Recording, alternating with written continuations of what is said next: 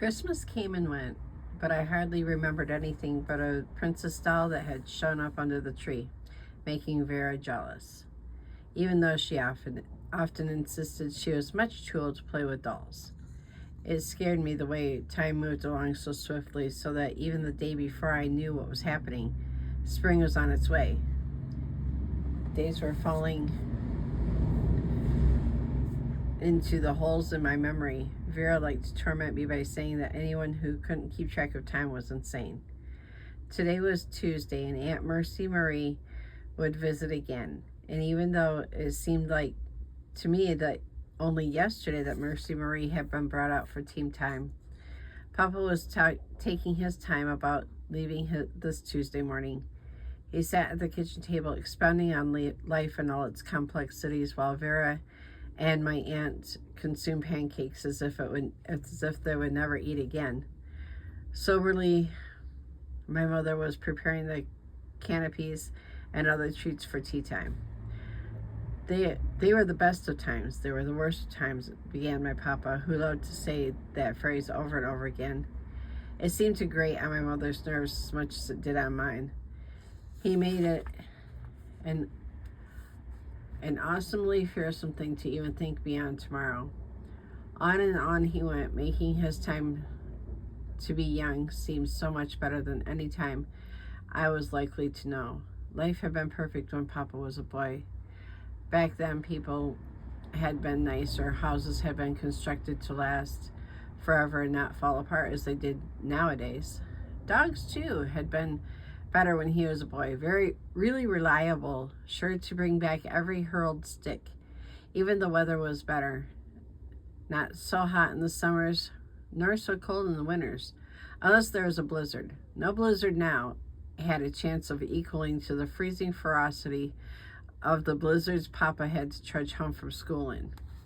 20 miles, he boasted, through the wind and snow, even through the sleet and rain, through the hail and ice. Nothing kept me home, even when I had pneumonia.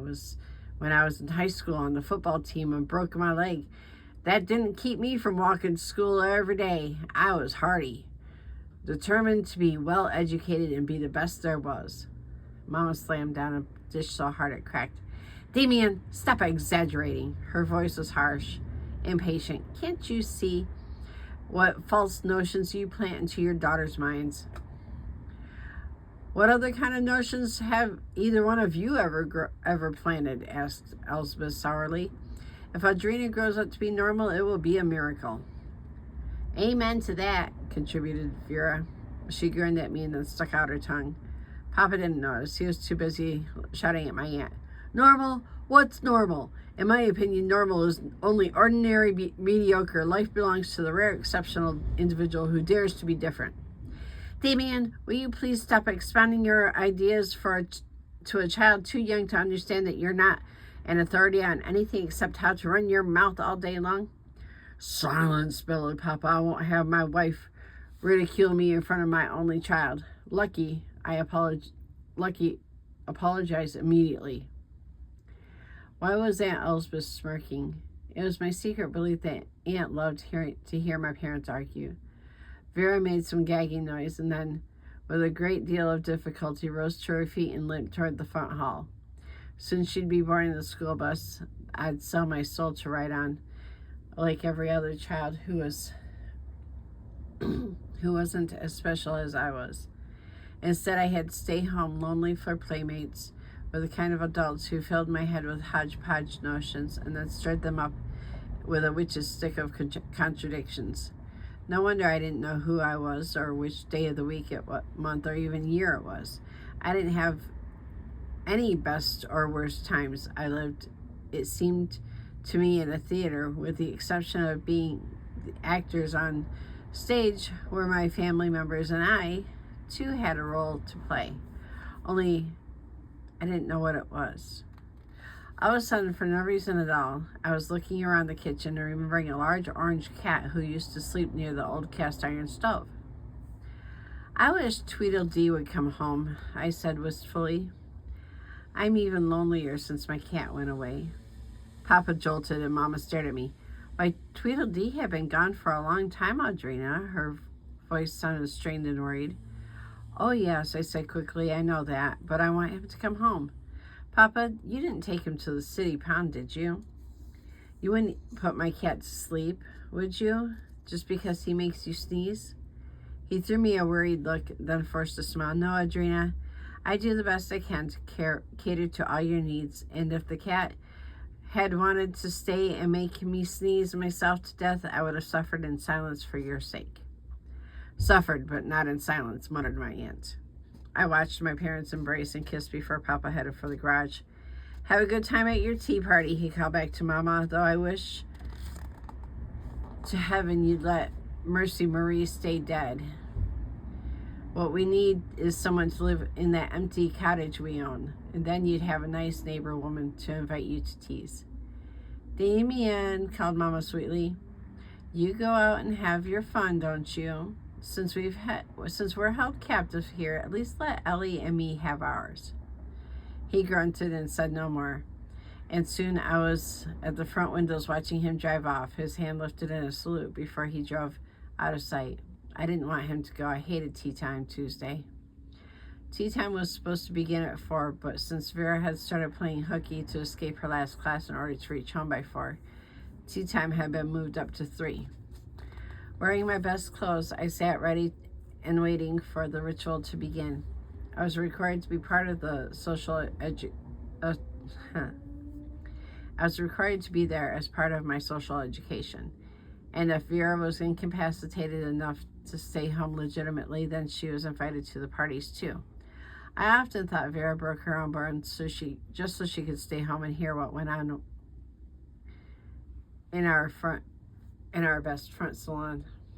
My tension built up as I waited for Mama and my aunt to show up. First came Mama, dressed in her prettiest afternoon gown, a soft flowing wool crepe of a pretty coral color, with a piping of violet to match her eye color. She wore a pearl choker and earrings and real diamonds and pearls to match the choker. It was an heirloom white fern jewelry she told me many times would be mine one day. Her magnificent hair was swept up high, and a few loose curls dangled down to make their way to the severity that made her look elegant. Next came my aunt with her best outfit, a dark navy blue suit with a tailored white blouse. As always, she wore her dark glossy hair in a figure-8 knot low on the back of her neck. Tiny diamond studs were in her ears, and on her school finger she wore a ruby class ring. She looked very school-marmish. "Ellie, will you let Mercy Marie in?" asked Mama. Today was the only day that my mother would allow me to call her sister by her nickname. Only Papa could call Ellie anytime he chose. "Oh dear, you are late," said Aunt Elizabeth, getting up to lift the piano lid and take from underneath the heavy silver frame that includes the photograph of a fat woman with a very sweet face. "Really, Mercy Marie, we are expecting you to arrive on time. You always make the annoying habit of arriving late. To make an impression, I suppose, but dear, you'd make an impression even if you arrived early." Mama giggled as my aunt sat down and primly folded her hands in her lap. "The piano isn't too hard for you, is it, dear?" "It is sturdy enough, I hope." Again, Mama giggled, making me squirm uneasily, for I knew the worst was yet to come. "Yes, Mercy Marie, we do understand why you're always tardy. Running away from those passionate savages must be very exhausting, but you really should know that it's been rumored that if you were cooked in a pot by a cannibal chief and eaten for dinner, Lucetta and I are delighted to see that was only a malicious rumor." Carefully, she crossed her legs and stared at the portrait on the piano, placed just where the music sheets were usually stacked. It was part of Mama's role to get up and light the candles and the crystal candelabra while the fire snapped and crackled, and the gas lamps flickered and made the crystal prisms on the chandeliers catch colors and dart crazily about the room. "Elspeth, my dear, my darling," said Mother, for the dead woman who had to participate, even if her own ghost was often rebellious. "Is that the only suit you own? You wore it last week and the week before, and your hair, good God, why do you why don't you change that hairstyle? It makes you look 60. Always Mama's voice was sickeningly sweet when she spoke for Aunt Mercy Marie. I like my hairstyle, said my aunt primly, watching my mother roll the tea wagon around, loaded down with all the goodies Mama prepared earlier. At least I don't try to look like a pampered mistress who spends all her time trying to please an egotistical sex maniac. Of course, that I realize that's the only kind of man there is. That is exactly why I chose to stay single. I'm sure that's the only reason, said my mother in her own voice. But then she spoke for the photograph on the piano. But Ellie, I remember a time when you were madly in love with an egotistical maniac, in love enough to go to bed with him and have his child. Too bad they only used you to satisfy his lust. Too bad he never fell in love with you. Oh, him, said my aunt, snorting her disgust. He was just a passing fancy. His animal magnetism drew me to him momentarily, but I had sense enough to forget him and move on to better things. I know he found another immediately. All men are alike, selfish, cruel, demanding. I know now he would have made the worst possible husband. Too bad you couldn't have found a wonderful man like Lucky's handsome Damien, said that sweet voice from the piano as my mother sat down to nibble on a dainty sandwich. I stared at the picture of a woman who I didn't remember ever meeting, though Mama said I had known her when I was 4. She appeared very wealthy. Diamonds hung from her ears, neck, studded her fingers. The fur trimming on her suit collar made her face seem to sit on her shoulders. When I often imagined that if she rose, she'd have fur about long sleeves and rimming the edge of her skirt like a medieval queen. Mercy Marie had traveled all the way to Africa in hopes of salvaging a few heathen souls and converting them to Christianity. Now she was part of the heathens eaten hopefully after she was killed and cooked. According to everything I'd learned from attending those tea times, Aunt Mercy Marie once had a ridiculous fondness for cucumber and lettuce sandwiches made with the thinnest possible cheese bread. In order to do this, my mother had to bake the bread, trim off the crust, and flatten the bread with her rolling pin. The bread was then cut with cookie cutters into fancy shapes. Really, Mercy Marie, said my aunt in her harsh way, ham, cheese, chicken, or tuna is not as tacky as you think. We eat food like that all the time, don't we, Lucetta? Mama scowled. I hated to hear what she had to say next, something cruel and biting. If Mercy Marie adores dainty cucumber and lettuce sandwiches, Ellie, you let her eat a few instead of hogging them all for yourself. Don't be such a pig. Learn to share. Lucetta, darling, spoke up the shrill voice from the piano, this time donated by my aunt. Please show your older sister the respect due her. You give her such tiny portions at meal times. She has to make up for your stinginess by eating the sandwiches I adore. Oh, Mercy, you're such a dear. So gracious, of course. I should know that your sister's appetite can never be satisfied. I would know a bottomless pit could hold no more than Ellie's stomach. Perhaps she tries to fill the great emptiness of her life with food. Perhaps for her it replaces love.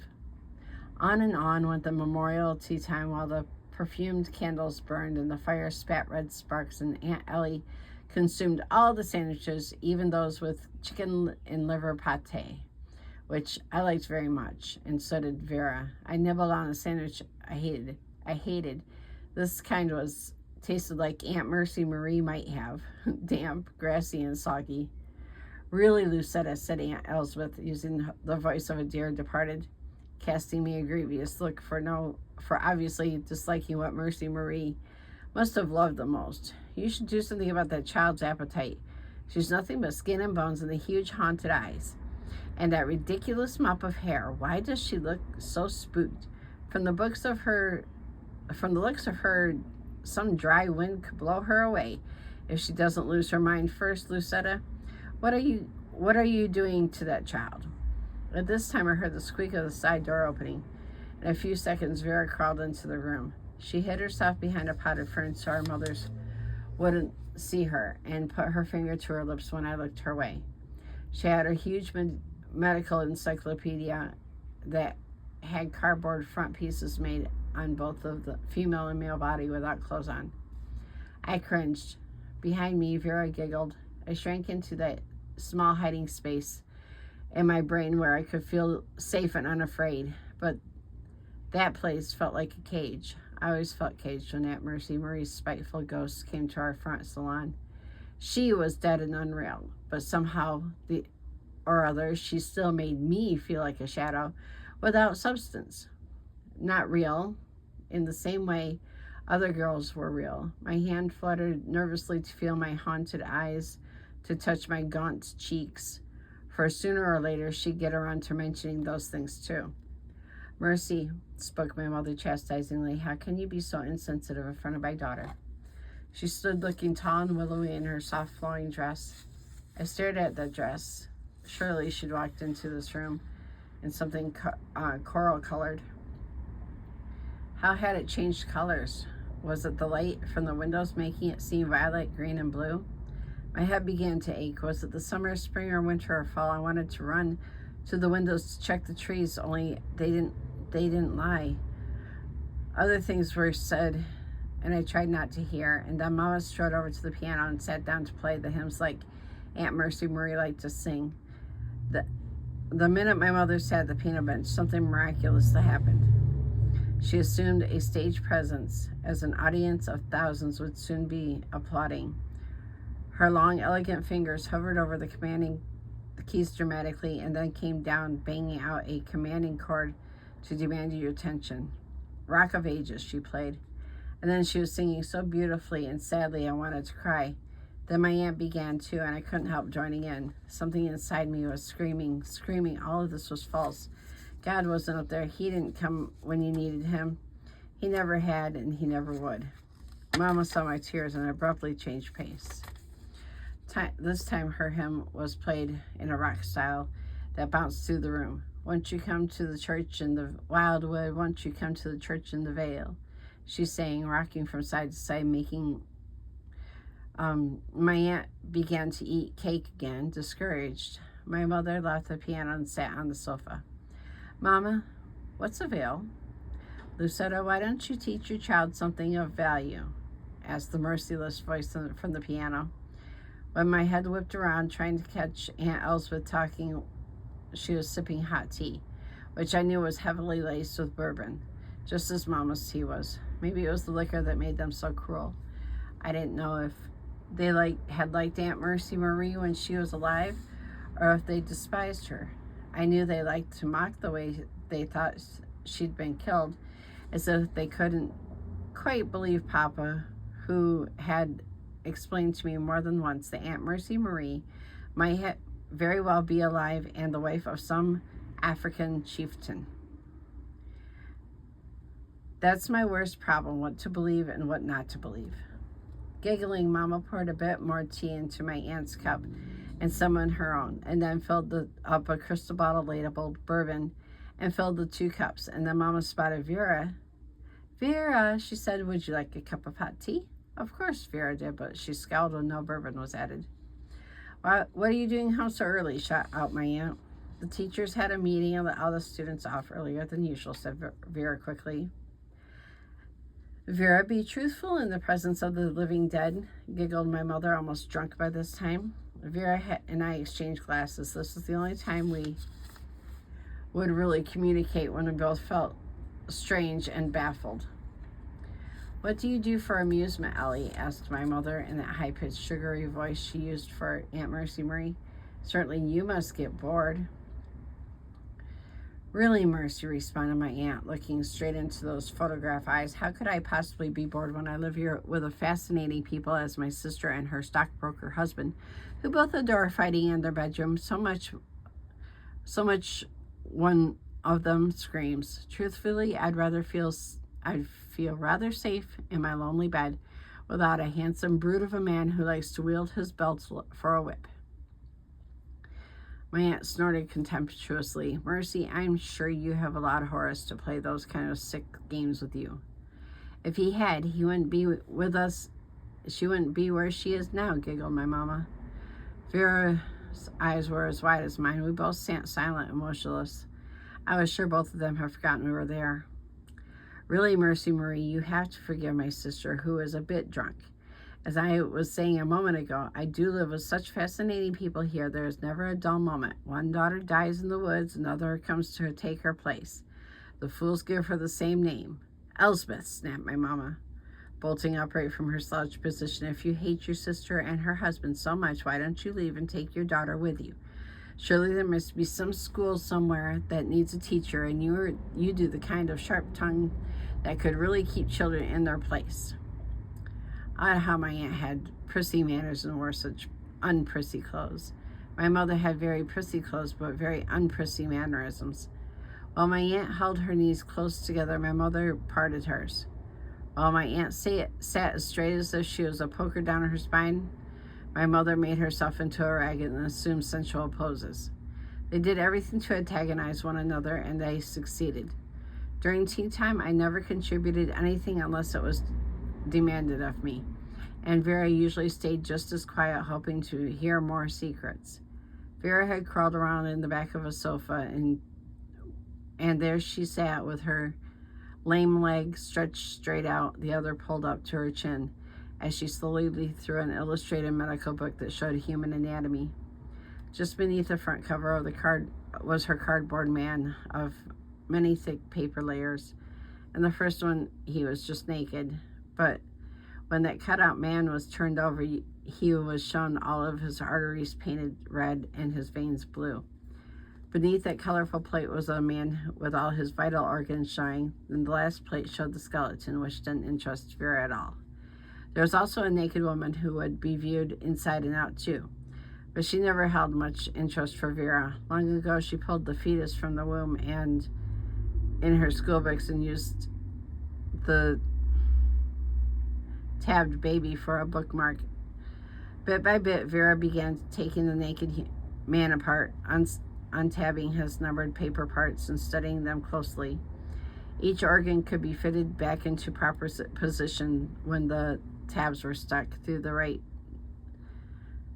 number of slots. In her left hand, she clutched the male parts, even as she plucked out his heart and his liver, turning them over and over before she again took the cardboard thing from her left hand and examined it in great detail. By this time, both my mother and aunt were more than a bit drunk. Is anything as wonderful as you thought it would be? Wistfully, Mama met my aunt's softened gaze. I still love Damien, even if he hasn't lived up to his promises. Maybe I was only fooling myself anyway, thinking I was really good enough to be the perfect pianist. Maybe I was married to keep from finding out just how mediocre I really am. Did you love him, Lucetta? My aunt asked in a kindly way. I perked up. Vera looked up from her play and the gross naked man whose heart she was squeezing in her hand. Mr. Johansson had been my mother's music teacher and when she was a young girl, when I was 15 and full of romantic notions. I thought I loved him. Mama sighed heavily and rubbed a tear that trickled down her cheek. She turned her head so I could stare at her beautiful profile. She stared toward the windows of the winter sun could only dimly filter into to pattern our oriental with faded patches of light. He was the first man to give me a real kiss. Boys in school had, but his was like the first real kiss. Weren't all kisses alike? Did you like the kisses? Yes, Ellie, I liked them well enough. They filled me with longing. Ingmar woke me up sexually and then left me unfulfilled. Many a night I lay awake then, and even now I wake up and wish I'd let him go ahead and finish what he'd started instead of saying no and saving myself for Damien. No, Lucetta, you did the right thing. Damien would never have married you if he'd suspected you weren't a virgin. He claims to be a modern man with liberal ideas, but he's a Victorian at heart. You know damn well he couldn't handle what happened to Audrina any better than she could. What did he mean? What did she mean? What did the first Audrina have handled anything when they found her dead in the woods? Suddenly, Mama turned to me to see me half hidden behind the fern. She stared as if she spoke to readjust some thoughts in her head before she spoke. Audrina, why do you try to hide? Come out and sit in a chair like a lady. Why are you so quiet? Contribute something once in a while. No one enjoys a person who doesn't know how to make small talk. What was it? The first Audrina couldn't handle any better than Papa, I asked. Audrina, be careful of that cup of tea. Mama, exactly what happened to my dead sister? What killed her? A snake? That's not small talk, snapped Mama irritably. Really, Audrina, we told you all you need to know about your sister's accident in the woods. And remember, she would still be alive today if she learned to obey the orders we gave her. Was the first Audrina hard to handle? I asked with some hope of hearing that she was less than perfect. Enough is enough, Mama said more gently. Just remember, the woods is off limits. But Vera goes in the woods. Vera had risen and was standing behind the sofa, smiling at my mother in a knowing way that told me she knew the cause of my older sister's death. From the way the party died after that, I think it seemed I was never going to be a social success. Aunt Elspeth put the photograph away. Vera hobbled up to her room. Valentine's Day had came that very week, and Vera limped home from school with a paper sack full of valentines from all her boyfriends. She came to my room with a huge red satin heart full of several delicious array of chocolates. From a boy who loves me the most, she said to me arrogantly, snatching the box away without offering me even one piece. He's going to take me away from here one day and marry me. How old did you say he was? What difference does it make? She sat down on the bed and dipped the candy box again, eyeing me in a funny way. I can be 10, 12, 14, 16, any age, for I have caught the magic of the first Audrina, the best and the most perfect and the most beautiful Audrina. Mirror, mirror on the wall, who is the fairest Audrina of all? And the mirror says, you are, Vera, you are. You sound crazy, I said, backing away from her. And you can't catch the gifts that's meant only for girls with my name. Papa told me that. Oh, Papa would tell you anything, and you'd be stupid enough to believe. I'm never going to be that dumb. My mother was stupid enough to let some sweet-talking guy talk her into his bed, but that's not going to happen to me. When the seducing is done, it will be me who does it, and I know how. That medical book is teaching me all I need to know. Those stupid sex courses they teach in school don't give enough facts. Soon all the chocolates are gone, and when they were, Vera gave me the empty red satin heart. For some reason, that red heart touched me. How nice of that boy to give Vera candy. I didn't know Vera could inspire love in anyone. Not when she couldn't inspire it even in her own mother.